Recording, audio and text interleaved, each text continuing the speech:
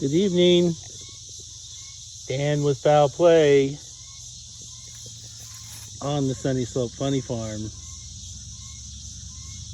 We have a farm full of babies. Let's check it out, shall we? Thanks for joining us.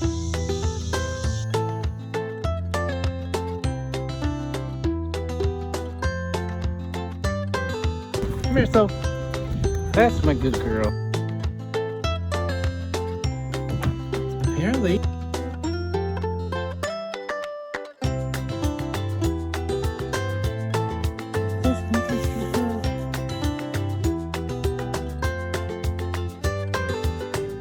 Ducky ducks. Come on, duct tape. We gotta check out the ducks first before we check out the babies. I've gotta run some water. Here's their pond. And I'm gonna give them some wormies in their pond. And I'll tell you what, this guy right here, Mr. Duct Tape, he's such a great little bird. I just love this guy. He's such a great bird. All right, kids, here we go. And some of the chickens will stand on the edge and try to eat the worms out there too. Come on, Duct Tape, jump in there. All the girls are in already. Come on, Duct Tape. I mean, it is super tempting to, like, maybe push one of the chickens in the water, but we would never do that. What's the matter, Duct Tape? Awful funny right there. We are getting duck eggs too. Take a look. So I don't have a ton of light. This is our meat bird flock. As you recall, the birds we got in the mail. And this is our great experiment to try to raise our own meat birds from within. And so these meat birds are a little bit different than the typical Cornish rock or Cornish cross, which once they start to gain weight and get bigger, they just typically don't lay eggs and, you know, reproduce. So this breed grows a little bit slower to the point where they're really considered what they call a dual purpose bird, and can use them for eggs and use them to make more birds. And that's going to be our experiment, to try to raise our own meat birds from within in our flock. And there's La Nina. Hi, sweetie. So our other barn cat, Nina. What do you think about those birds, sweetie? They really coexist really well with the birds. The cats have been, the dog, of course. They do really well. They had to get introduced pretty quick to a lot of other creatures here on the farm. Nina. Nina, Nina. Sorry, a little shaky. Hi, big girl. Oh, you're such a good girl. All of our barn cats have been well treated. They get shots, they get treated for fleas. They will be spayed and neutered because we don't really want to be irresponsible with regards to our cats just running around, potential other cats out in the big world. So our cats, our barn cats, even though they're barn cats, they get treated very well, and they're pretty sweet. They're very, very sweet little kittens that Madre had. Madre is a skittish little mama still. She was over here. There she is. Sorry, our garage is a mess. There's Madre, Mama Kitty. She's ready to eat. You ready to eat, sweetheart? Okay. If I try to pet her, she'll just run. But every now and then, if she gets hungry enough, she'll let us get close. She's a good mama. While I have the camera rolling here, though, I do want to mention these. These are our duck eggs. We have a bunch more in the house. Now, we have 4 girl ducks, and we are consistently getting 2 to 3 duck eggs a day. We are super thrilled about that. They are laying really well. Now, duck eggs are dirtier than chicken eggs. That's completely normal. I adore those little duck creatures, but they are the dirtiest of God's little creatures somehow. But their eggs are known to be very creamy, a little harder membrane, and really good to cook with. So they are much dirtier after they just kind of leave their eggs anywhere. Not like chickens where they go up in the nesting box and they're really meticulous about laying in a certain place. Those are duck eggs. All right, Mama Kitty, let's get you fed, sweetie. So Maryanne hatched 3 babies about 2 weeks ago. Sorry, I'm kind of balancing on my knee if that's a little shaky. Now, sadly, the last chick that hatched did not do well. We made an enormous effort to save that little chick, and unfortunately, she just didn't respond well after she hatched. She didn't respond well to mom. Didn't really kind of like follow mom's lead and follow the lead of the other 2 chicks.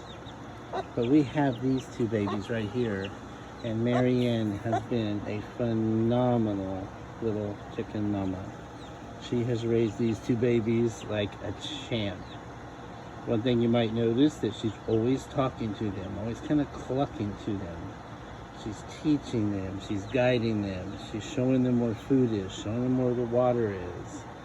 They had a bunch of shavings in their water, so I just cleaned that out, so I'm sure they were ready for some clean water. She's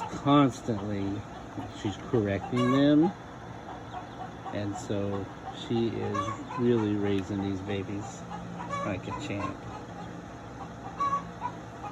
Very fascinating to watch too, just the communication that takes place between the hen and the chicks, which takes place even before they hatch, because oftentimes hens can hear the little chicks chirping inside the egg. There is an air bubble inside the egg, and you can hear chirping inside the egg oftentimes up until the time that they hatch. So mama's always talking to them, guiding them, even when they're still in the egg.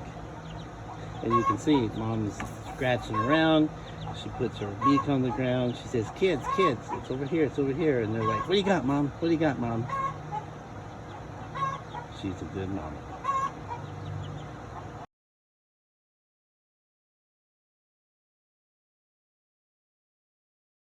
This is one of our lavender Orpingtons. Oh, there's one of our other girls. Lavender Orpingtons. We call them the Lavies for short. Ooh, one of our barn cats in the distance. We are super happy with our barn cats. Looks like Mama Cat and one of her kittens, which are getting big. They're not really little babies much now. So the lavender Orpingtons are still basically hanging out in the Motel 6.5 because these little buggers, we'll leave the light off for you. Those little buggers can still get through the electric fence. These little, even though they don't look like much of an opening, they can still squeeze through. So even if we light it up with electricity, they still manage to get through.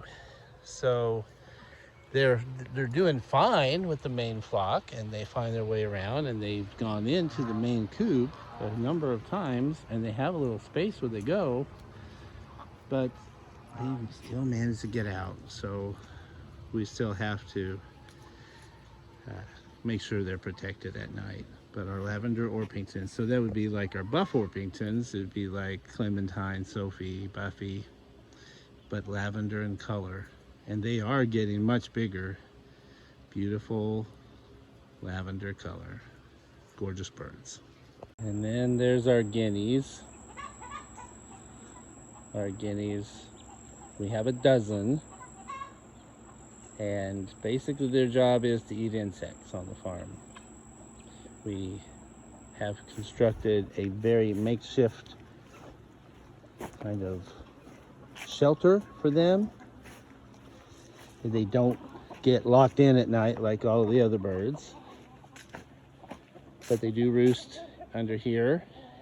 And if it does rain by any chance, the last time it did rain, it rained fairly hard. It was pretty dry in there, and they did really well just in that little makeshift shelter. They are just meant to just kind of run the farm, run around. Oh, here's one of our barn cats. Hi, buddy. We called him Chico, but now we call him El Chappo.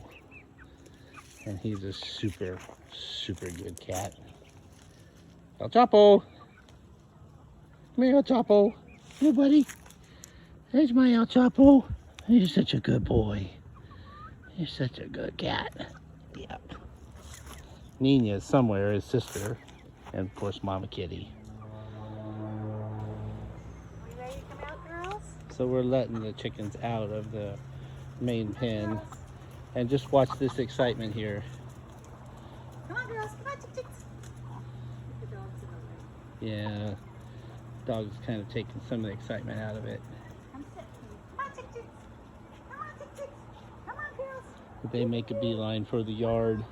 Come on. You can do it. Be brave. Be brave. Be Phyllis brave. and Susan are in the distance there. And our ducks come out too oftentimes. Come on, Sandy. Thank you, Hey Hey. Yeah, tell the girls you can get out now. How's my dog? How's my big dog? How's my big girl?